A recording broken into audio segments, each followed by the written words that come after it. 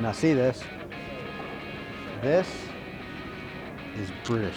It'll be 1,000 years, 2,000 years down the road, and we will still be learning about Winston Churchill. We're gonna believe this in Harry Potter stuff. And this is the resting site of someone very special. Woods, ducks, swans, and what'd you call them? Pheasants. No, the other thing. Geese. No, the thing that's harassing us right now. Swans. No, the thing that's flying around. Midges. Yeah, those things. Those are here too. If this is not on your bucket list to go see, this place got to be on your bucket list to go see. I don't care if you're in the UK or not. This place is way too important. I didn't even realize how important it was. Me either. And then Meg brought us there, and I thought it was amazing. It's beautiful. There's a lot of history and a lot of secrets and a lot of drama. So let's go look at it.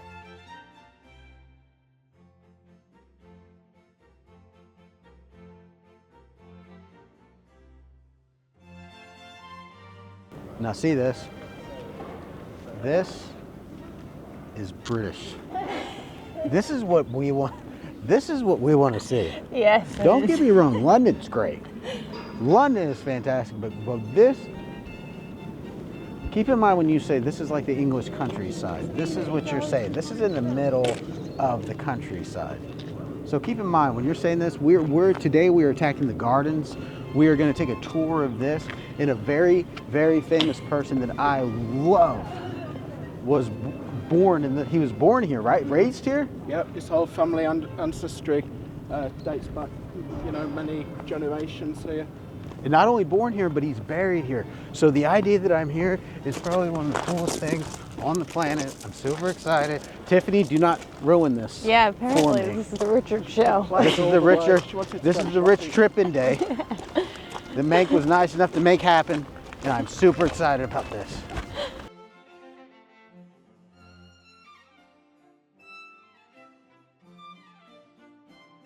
This is what we would consider that British summer estate feel. Yeah, it is.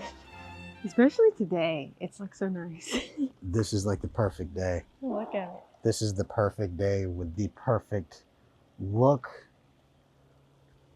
The feeling that we're getting from this is just amazing, and it's so interesting, and there's so much stuff to do. I'm like I'm really freaking out on this one. Tiffany, we were just saying, this is what Tiffany feels like her life should have been. I do. And if you think she would have been a royal that was nice to the people like Princess Kate, no, she would have been a vicious ruler. Okay. Yes.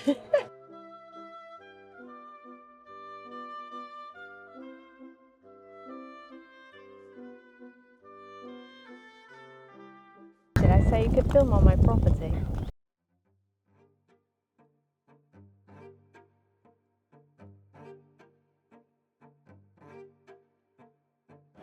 So this is a whole thing dedicated to Winston Churchill.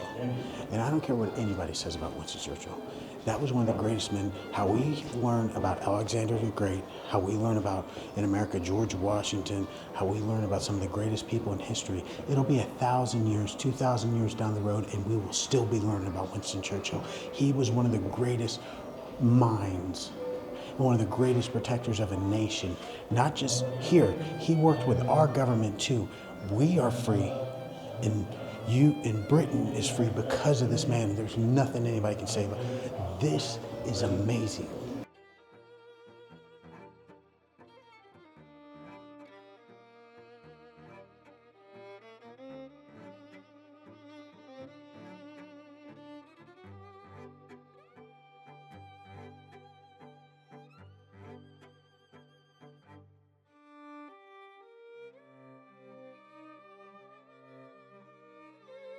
Tell me.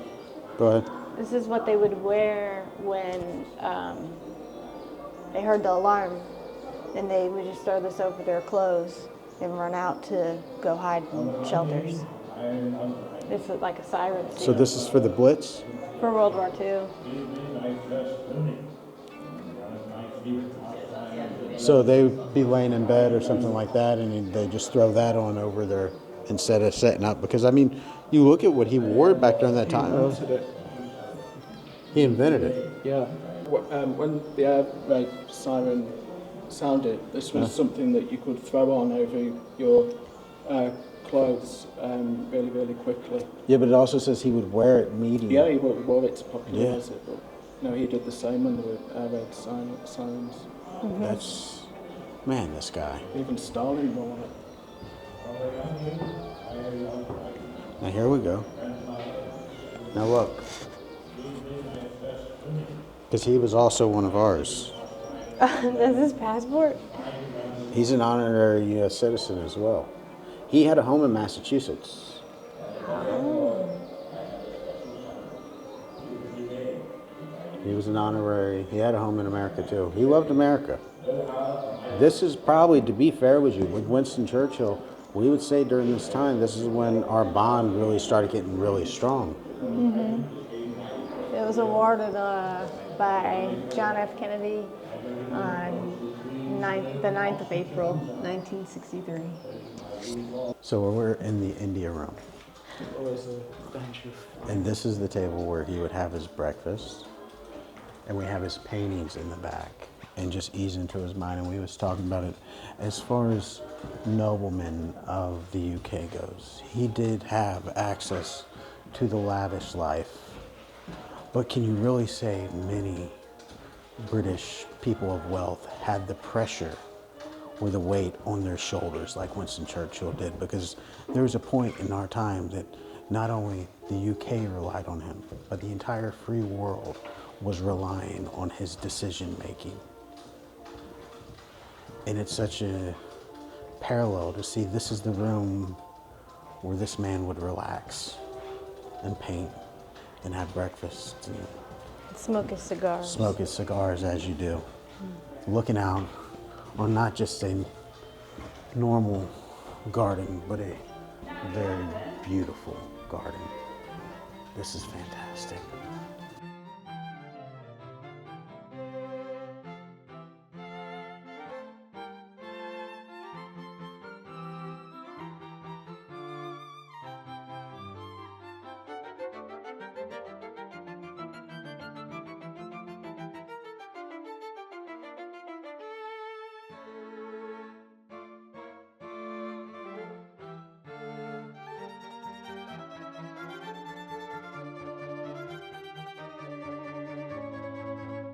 And they said that this is just a remake of the roof.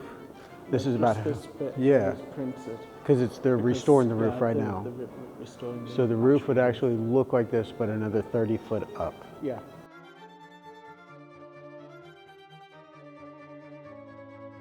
We just walked down the first path, and it's really hard for our American minds to wrap our head around that this is somebody's home.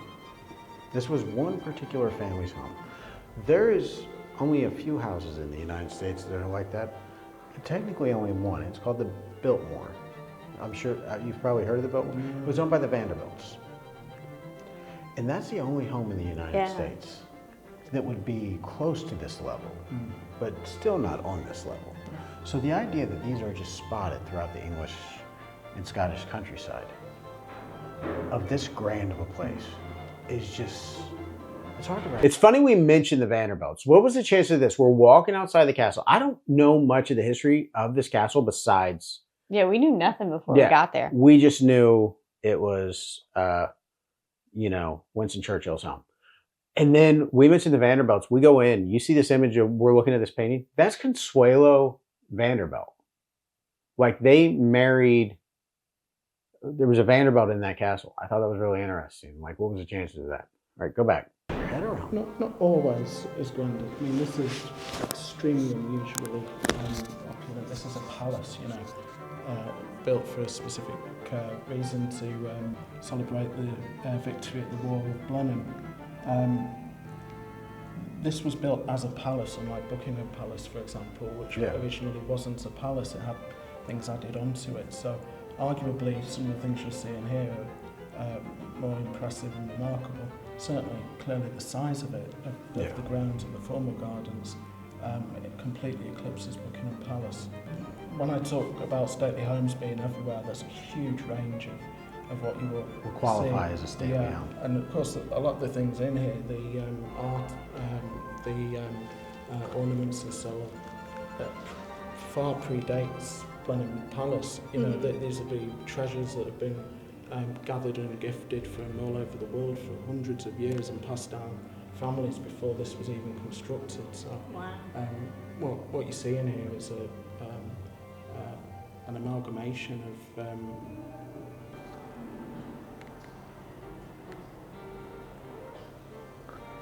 I love how they dress and all these paintings.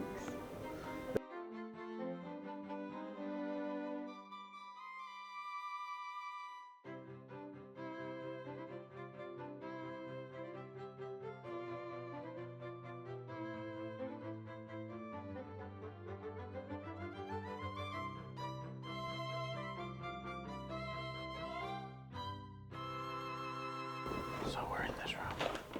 This is the birthplace of Winston Churchill.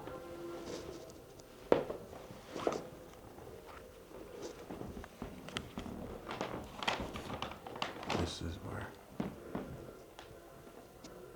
one of the greatest war minds of, well, strategy. One of the guys with more strategy to ever exist.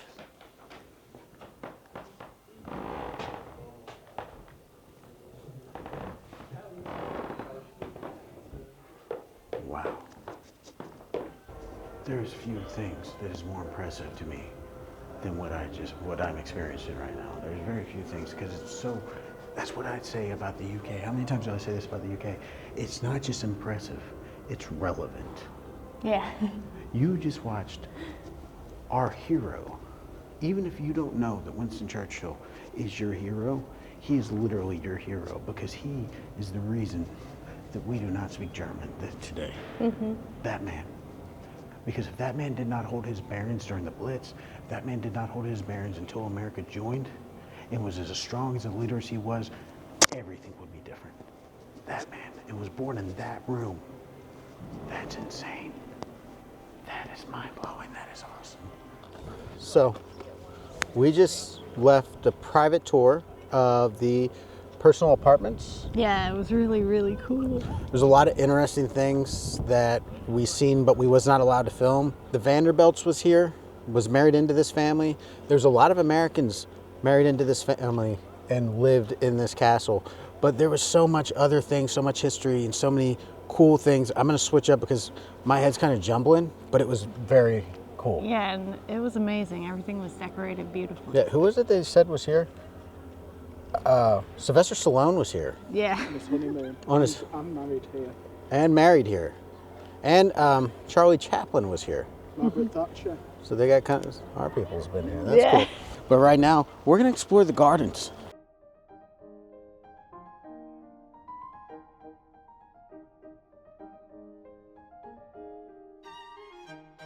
So as of almost 2 years ago now, we found ourselves walking in Oxford.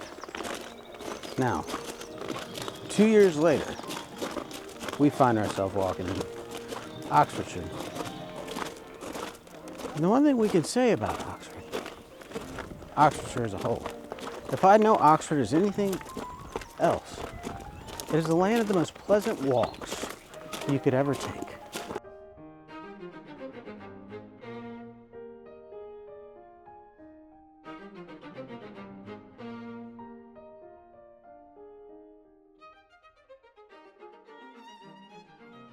So, as we was exploring the garden, Mank rushed over to us and said, "Guys, you're never gonna believe this. Some Harry Potter stuff." I'm such a big fan. I can't believe I nearly forgot. Yeah, so we're gonna go down and see the Harry Potter thing. Okay, I know you guys don't like Harry Potter. Some of you don't like Harry Potter. But this is an ancient oak tree, which is a very impressive tree. So you gotta keep in mind, in order for this tree to be on the show, it had to have some type of character. If you remember in the film, Order of the Phoenix, Snape was sitting right here in his memory. And I believe Lily came up and talked to him, and then James, which is Harry Potter's father, came up and bullied him. So that was this tree right here. Which outside of that, it's just a really nice walk.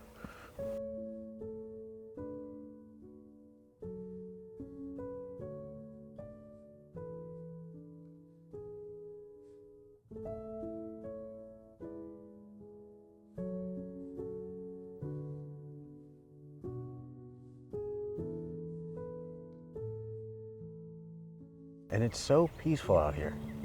You got the quail walking through the woods, ducks, swans, and what'd you call them? Pheasants. No, the other thing. Geese. No, the thing that's harassing us right now. Swans. No, the thing that's flying around. Midges. Yeah, those things. Those are here too. Okay. Anyway, it's very peaceful out here. It's very nice. And this would be a great place to end it. But we have one more thing to see.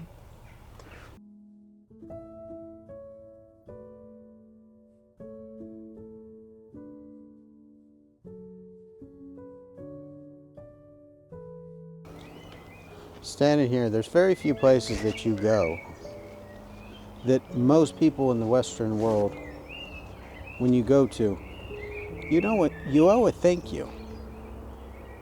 Because the mine that lays right here is the reason why I can stand right here.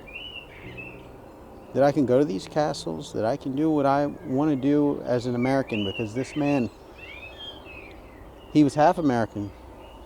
But we talk about our American front line. For years during World War II, his own country as the punching bag. This man stood as the front line. So we owe a thank you to this man, and I owe a thank you to this man, and thank God for people like Mr. Winston Churchill. Thank you. Thank you for bringing me here. It's been a pleasure. Because this has been one of the best days that I could have ever had. It's been a pleasure, and you've both been so genuinely engaged with what we've looked at today. You know that this isn't like a shallow commercial thing. You know, I can hand on heart say that you know, both of you absolutely adore and want to get under the skin of everything we've seen today. I mean, I feel like I've only scratched the surface. Yeah. Yeah, it's just been a very rich day, hasn't it? Thank you to Meg for bringing us to Blenheim Palace. This was mind-blowing, bucket list awesome.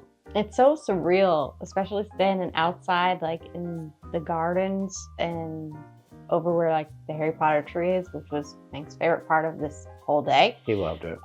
We couldn't pull him away from it. But this place is just absolutely beautiful. Inside, outside, there's such like a feeling when you're there. If you've never been there, you should really go.